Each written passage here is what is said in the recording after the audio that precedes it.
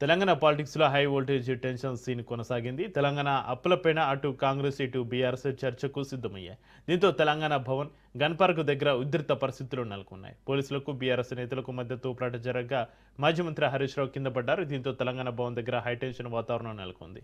మంత్రులు పొన్నం ప్రభాకర్, అజరుద్దీన్, లక్ష్మణ్ సహా కాంగ్రెస్ నేతలు గన్ పార్క్ దగ్గరకు చేరుకున్నారు. దీంతో తెలంగాణ రాజకీయాలు ఒక్కసారిగా వేడెక్కాయి. గన్ పార్కుకు వెళ్తున్న హరీష్ రావు సహా పలువురు బీఆర్ఎస్ నేతలు పోలీసులు అరెస్టు చేశారు.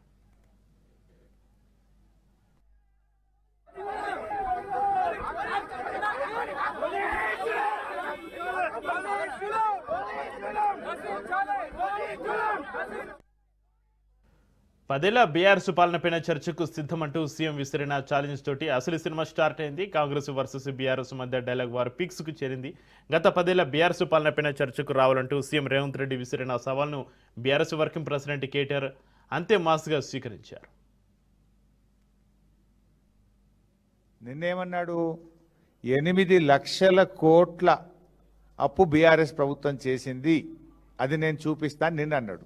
ఇవాళ ఏమన్నాడు తెలుసా?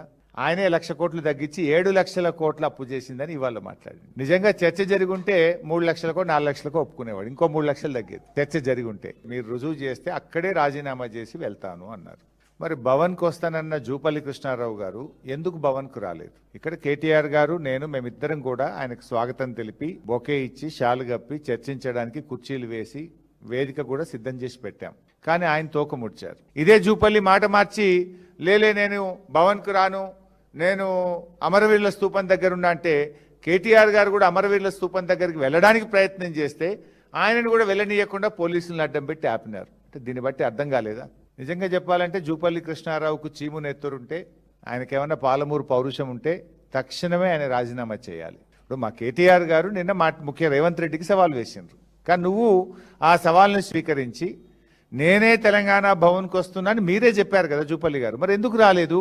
వచ్చి ఉంటే తేలిపోయేది కదా. అంటే దీన్ని బట్టి ఇవాళ జూపల్లి కృష్ణారావు గారి దగ్గర విషయం లేక తోకముడిచినారు. గతంలో అసెంబ్లీలో కూడా చర్చ జరిగితే అసెంబ్లీ వేదికగా అప్పుల మీద చాలా డీటెయిల్డ్గా నేను మాట్లాడి ఆనాడు ప్రభుత్వం నోరు మూయించాం.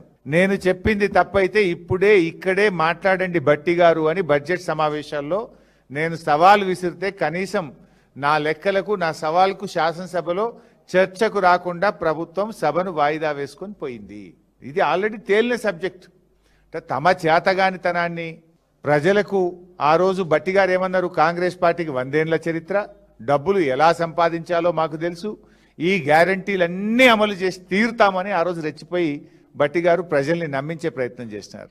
ముఖ్యంగా ప్రభుత్వ పాఠశాలలు, గురుకుల పాఠశాల టెండర్లకు సంబంధించి 2000 కోట్ల రూపాయల విలువ కలిగిన టెండర్లు జరిగినవి. ఇందులో అవినీతి అక్రమాలు జరిగినవి.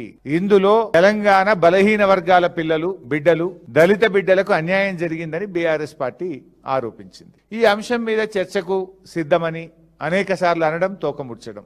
దీంతో మా ఆర్ఎస్ ప్రవీణ్ గారు ఈ రోజు సోమాజిగూడ ప్రెస్ క్లబ్ లో ఉదయం 12 గంటలకు మేము వస్తున్నాం, మీరు రండి అని స్పష్టంగా ఆయన సవాల్ వేసినారు. ప్రెస్ క్లబ్ బుక్ చేసినారు, అన్ని ఏర్పాట్లు చేసిండ్రు. మరి ఎందుకు ప్రెస్ క్లబ్ కు రాలేదు? లేలే ప్రవీణ్ కుమార్ గారు మీతో మేము మాట్లాడడం, హరీష్ రావు వస్తేనే మాట్లాడతాము అని ట్విస్ట్ ఇచ్చిండ్రు. ప్రధాన ప్రతిపక్షంగా నా ప్రోగ్రామ్స్ అన్ని క్యాన్సిల్ చేసుకొని మా ప్రవీణ్ అన్నకు ఫోన్ చేసుకొని నేను ఇక్కడికి వచ్చిన. సరేలే మనకు బేసిజాలు అవసరం లేదు, వాళ్ళు మంత్రులు, చలో గౌరవం ఇద్దాం, వాళ్ళు బిజీ ఉంటారు ప్రభుత్వంలో, వాళ్ళు పిలిచిన కాడికే వెళ్దామని మేము బయలుదేరినాం. మా కార్లను పోలీసులు ఆపేసినారు. నిజంగా మంత్రుల సవాల్ నిజమే అయితే ఆ మంత్రులు చర్చకు సిద్ధం ఉంటుంటే మమ్మల్ని పోలీసుల చేత ఎందుకు అరెస్ట్ చేశారు?